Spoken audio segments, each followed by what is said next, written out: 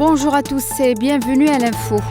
Représentant le président algérien Abdelmadjid Tebboune, le ministre des Affaires étrangères Ahmed Attaf a pris part ce lundi au deuxième sommet arabo-islamique à la lumière de l'escalade sioniste dangereuse dans les territoires palestiniens occupés, notamment dans la bande de Gaza. Le chef de la diplomatie a tenu une réunion bilatérale avec le Premier ministre et ministre des Affaires étrangères et des expatriés de l'État de Palestine, Mohamed Mustafa, qui leur a permis de discuter de l'évolution de la situation dans les territoires palestiniens. Le ministre Attaf a par ailleurs renouvelé la solidarité absolue et le soutien de l'Algérie aux Palestiniens dans ces circonstances difficiles et a affirmé l'engagement de son pays à continuer d'œuvrer au Conseil de sécurité pour soutenir la cause palestinienne.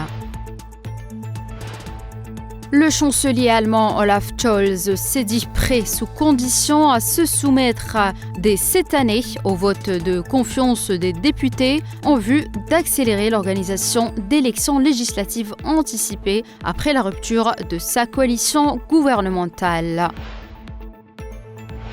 Le président élu américain Donald Trump a annoncé hier le retour de Tom Homan, un tenant de la ligne dure à la tête de l'agence responsable du contrôle des frontières et de l'immigration. Par la suite, il a annoncé avoir proposé à la députée républicaine Elise Stefanik le poste d'ambassadrice des États-Unis auprès des Nations Unies.